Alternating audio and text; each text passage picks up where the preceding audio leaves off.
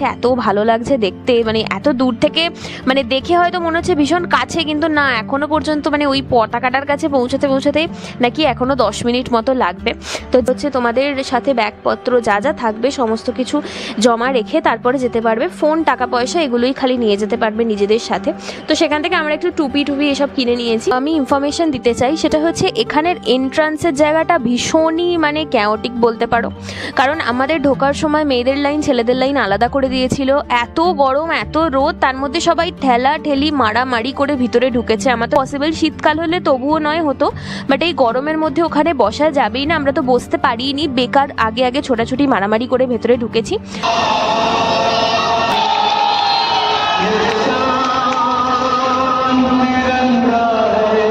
গ্যালারিতে যত মহিলা আছে সেখান থেকে সবাইকে ডাকা হয়েছে, মানে যারা যারা যেতে ইচ্ছুক তারা এখন নিচে গিয়ে এখন সবাই, এটা গান টান চলছে, সবাই এখন নাচছে।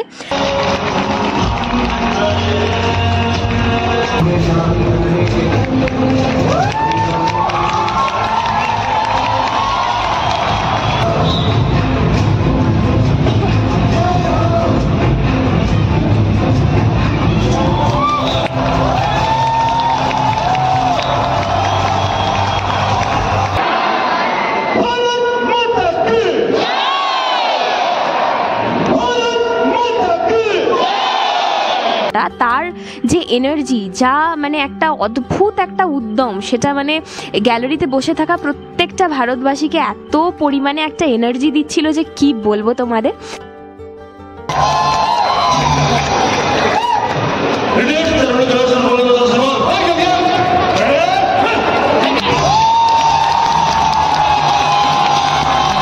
অনেকটাই দেরি হয়ে গেছে, মানে প্রায় 8টা তো বাজেই সন্ধেবেলা।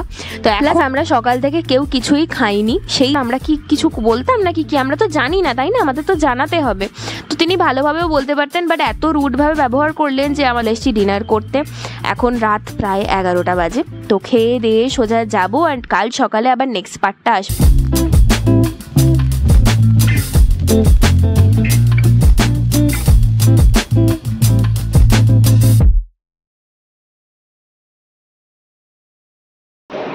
Good morning. কালকে এত টায়ার্ড ছিলাম যে রাত্রিবেলা ডিনার করে এসে ঘুমিয়ে গেছিলাম। তার মধ্যে সব সর্দি কাশি, এত রোদ, এত গরম এখানে। আজকে সকালবেলা উঠেছি অনেক লেটে, কোনো প্ল্যান যেহেতু আজকে নেই। সন্ধ্যেবেলা আজকে আমাদের ট্রেন বাড়ি ফেরার 6টা 20-তে বোধ হয়, না রে, 6টা 20-তে আমাদের ট্রেন।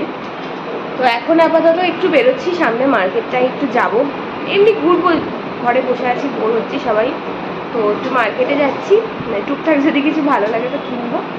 আর এত রোদ যে আমি টুপি, সানগ্লাস সব কিছু পরে ফেলেছি, এক গাদা সানস্ক্রিন মেখে নিয়েছি, আর প্রচণ্ড রোদ এখানে, প্রচণ্ড গরম।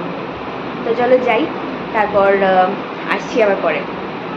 ইনিশিয়ালি আজকে বেরোবার প্ল্যান ছিল না, কিন্তু কালকে যেহেতু সারাদিনই ঘোরা হয়েছে, হাত পায়ে এত ব্যথা সকলেরই, তো আজকে ভেবেছিলাম যে সবাই রেস্টই নেব। কিন্তু বাড়িতে, মানে বাড়িতে না, হোটেলে বসে বসে বাবা আর বাকি দাদারা সবাই বললো যে ঘুরতে এসেছি, হোটেলে বসে থেকে কি বোর হব সারাদিন, আর যেহেতু আজকে ট্রেন আমাদের সেই সন্ধেবেলা, তো সারাদিনটা আমরা কী বা করবো বসে বসে। সেই জন্য আপাতত আমরা 6 জনে, মানে বাকি যারা ছিল তারা হোটেলেই আছে, আমরা 6 জনে আপাতত একটা অটো নিয়ে বেরিয়ে গেছি। আর এখন যাচ্ছি ওই স্বর্ণ মন্দিরের দিকেই যাব, কারণ কালকে জালিয়ানওয়ালাবাগটা আমাদের মিস হয়ে গেছিলো দেখতে, মানে যে মাঠটা, যে প্লেসটা অ্যাকচুয়াল যেখানে ঘটনাটা ঘটেছিল, তো সেটা আমরা কালকে যেহেতু অনেকটাই রাত হয়ে গেছিলো তাই আমরা ওটা দেখতে পাইনি, তাই আজকে সকালবেলা চলে এসেছি এখানে দেখতে।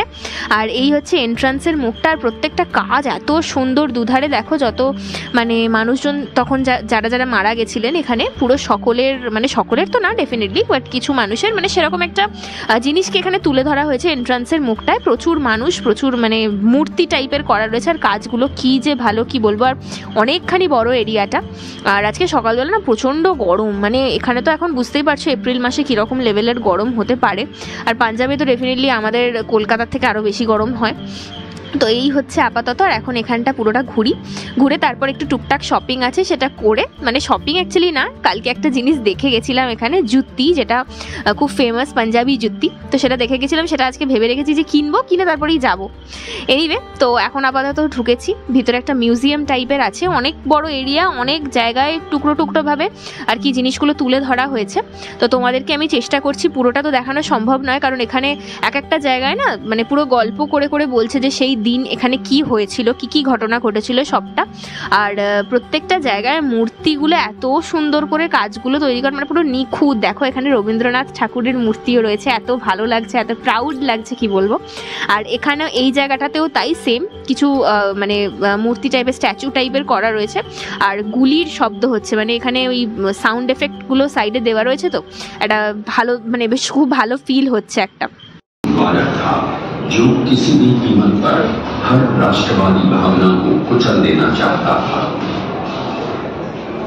9 अप्रैल पंजाब में 9 अप्रैल को सभी ने मिलकर रामनवमी मनाई और अंग्रेजों की नजर में ये उत्सव भी उनके खिलाफ षड्यंत्र से बड़ी समान्य था।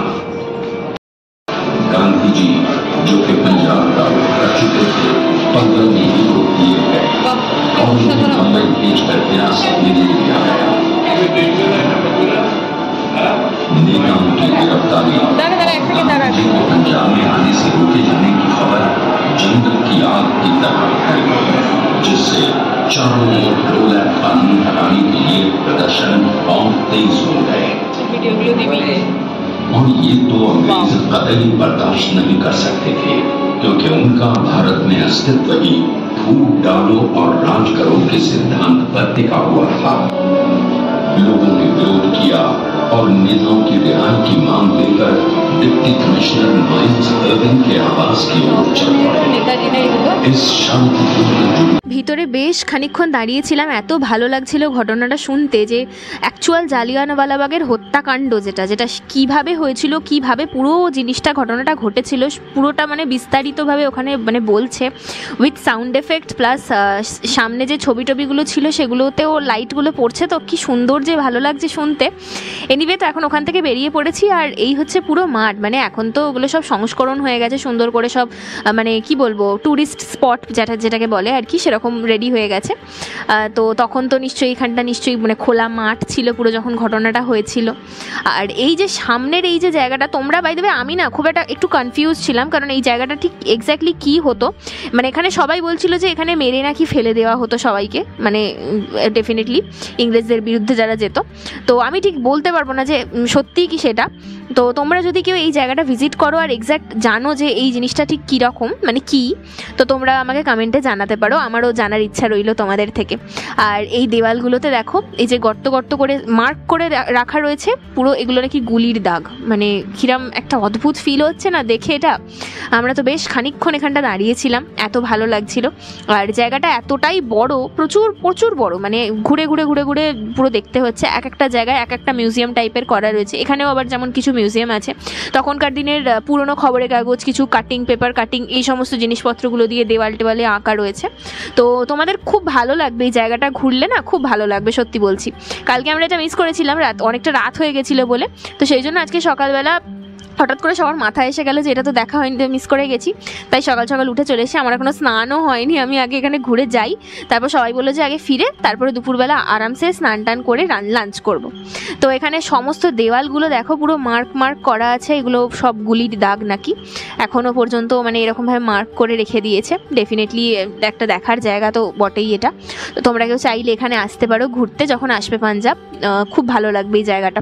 তো আমাদের অলমোস্ট পুরোটা কভার করা হয়ে গেছে, এবার আমরা এখান থেকে বেরিয়ে যাবো। আর এই হচ্ছে সেই শহীদ মিনার, যেটা মানে এখানে যারা মারা গেছিলেন সেদিন হত্যাকাণ্ডে, তাদের উদ্দেশ্যে এটা তৈরি হয়েছে। যাই হোক, আমরা ওখান থেকে বেরিয়ে এখন আপাতত একটু আখের রস খাচ্ছি, কারণ খুব গরম। আমরা চলে এসেছি হোটেলে, আমি এসে স্নান টান করলাম, করে এখন পাশে যেখানে আমরা মানে খাওয়া দাওয়া করছি তো সেখানেই এখন যাচ্ছি লাঞ্চ করতে। লাঞ্চ অলরেডি বলা আছে। আর বাই দ্য ওয়ে ওখান থেকে ফেরার পথে না আমি একটা জুতিও কিনেছি, যেটা আর ব্লগে মানে অ্যাড করা হয়নি, ভুলে গেছি, মানে আমি ভিডিও করতেই ভুলে গেছি আসলে। তো পরে যখন কোনো অকেশনে পরবো ওটা তখন তোমাদের দেখাবো। তো এখন আপাতত আমরা চলে এসেছি কুন্দন ধাবায় খেতে, আমাদের যে হোটেলটায় আমরা ছিলাম সেটার একদম পাশে। আর আজকে আমাদের লাঞ্চটা সলিড, মানে যাওয়ার দিন একদম সুন্দর করে লাঞ্চটা সেরে আমরা যাবো। আর তোমাদের একটা মজার জিনিস দেখাই, দাঁড়াও। এই যে পার্টিকুলার রেস্টুরেন্টটায় আমরা খাচ্ছি, কুন্দন ধাবা, খাবারের কোয়ালিটি ভীষণ ভালো। আমি তো বলবো যে তোমরা যারা স্টেশনের চত্বরের কাছাকাছি থাকবে তো তারা এখানে খাবার খেতে পারো, খুব ভালো লাগবে প্রত্যেকটা খাবার। আর এই যে এখানে একটা চৌকো বক্স মতো দেখালাম, মানে আমি যেটা পয়েন্ট আউট করে দেখালাম তোমাদের, তো এটা অ্যাকচুয়ালি না হচ্ছে একটা লিফট, মানে খাবারের লিফট। এই যে দেখো দিদি, মানে যে দিদি আর কি খাবার নিচ্ছে দেখো, ওখান থেকে খাবারটা মানে মাইকে বলে দিল যে কে কি অর্ডার করেছে, নিচে থেকে খাবার এসে গেল, এখানে বের করে নিল খাবারটা, আবার ওটা নিচে চলে যাবে, তারপর আবার পরে যখন কোনো খাবার আসবে তখন আবার ওটাতে করে উঠে আসবে। বেশ ভালো না সিস্টেমটা? আর আজকে আমাদের লাঞ্চ দেখো, ভাত, স্যালাড আর মাটন, জমে যাবে পুরো। লাঞ্চ সেরে হোটেলে গিয়ে আমরা ঘন্টাখানেক রেস্ট নিয়ে চলে এসেছি সোজা স্টেশনে, এসে ট্রেনে বসেও গেছি। আর যেহেতু যে হোটেলটায় আমরা ছিলাম সেখান থেকে স্টেশন জাস্ট 2 মিনিট, হ্যাঁ ওরকমই হবে 2 মিনিট, তো সেই জন্য খুব একটা সময়ও লাগেনি, ঝট করে চলে এসেছি। আর আমাদের ট্রেন 6:25-এ ছাড়বে আর পৌঁছাবো সেই মানে 1.5 দিন পরে। তো বাড়ি গিয়ে সোজা আবার আসছি, তার আগে আর ব্লগ করছি না আমি। গুড মর্নিং, যদিও মর্নিং আর নেই, এখন দুপুর 12টা বাজতে যায়, তো অনেকক্ষণ আগে বাড়ি চলে এসেছি। আজকে একদম পারফেক্ট টাইম, মানে 7:25-এ ট্রেনের টাইম ছিল। আজকে হচ্ছে 20 তারিখ, রবিবার। তো 7:25-এ আমাদের হাওড়ায় নামানোর কথা ছিল, একেবারে 7:30টায় আমাদেরকে মানে হাওড়ায় নেমে গেছি আমরা। 8টার মধ্যে বাড়ি চলে এসেছি, এসে স্নান টান করে বড় বৌদি লুচি টুচি করেছিল, চা খেলাম, লুচি টুচি খেলাম, খেয়ে জাস্ট একটু শুয়েছিলাম। এত ঘুম পাচ্ছে এখন শুয়ে, এত টায়ার্ড লাগছে 2 দিন ট্রেনে, আর অনেকদিন বাদে নিজের ঘরটা এসে ভালো ফিল হচ্ছে। তো এখন আপাতত একটু শুয়েই ছিলাম, তাই আর ব্লগটা এন্ড করা হয়নি। আর গত 2 দিন তো ট্রেনে ছিলাম, তো ব্লগ করিনি, তোমাদের তো বলেইছিলাম যে ট্রেনের মধ্যে আর ব্লগটা করবো না। আমি বাড়ি যাই, আর যে ফোনটায় আমি ব্লগ শুট করি সেই ফোনটায় অলমোস্ট মানে জায়গা ভর্তি হয়ে গেছে, তো এখন এডিটিং ফেডিটিং সব কিছু করতে হবে, ঠিকঠাক করতে হবে। তো এই ব্লগটা আপাতত এখানেই শেষ করছি। আমার ট্রাভেল সিরিজের ব্লগগুলো তোমরা অনেকেই অনেক পছন্দ করো, এর আগেও যেখানে বেড়াতে টেড়াতে গেছি সেই ব্লগগুলো তোমরা প্রচুর ভালোবাসা দিয়েছো, তো আশা করবো এই ব্লগগুলোও তোমাদের ভালো লেগেছে। যদি ভালো লাগে প্লিজ টু লাইক, কমেন্ট, আর অবশ্যই আমার চ্যানেলটা সাবস্ক্রাইব করতে ভুলো না। যারা চ্যানেলে নতুন তারা প্লিজ প্লিজ চ্যানেলটা সাবস্ক্রাইব করে দিও, আর কমেন্টে করে জানিও যে তোমাদের কেমন লাগলো। আর এর আগের ব্লগগুলো যারা যারা দেখোনি, এই ব্লগটা আমি জানি না কবে আপলোড হবে, এর আগের ব্লগগুলো ডেফিনেটলি সবার আগে আপলোড হবে, তারপরে এই ব্লগটা লাস্টে যাবে। তো হয়তো 20 তারিখের অনেক দিন পর তোমরা এই ব্লগটা দেখতে পাচ্ছ। তো কেমন লাগলো প্লিজ কমেন্ট করে জানিও, আর অবশ্যই চ্যানেলটা সাবস্ক্রাইব করে দিও। চলো এই ব্লগটা এখানেই শেষ করছি, খুব তাড়াতাড়ি আরো এক্সাইটিং ব্লগস নিয়ে খুব তাড়াতাড়ি আসবো। ততক্ষণের জন্য সবাই খুব ভালো থেকো, সুস্থ থেকো, টাটা।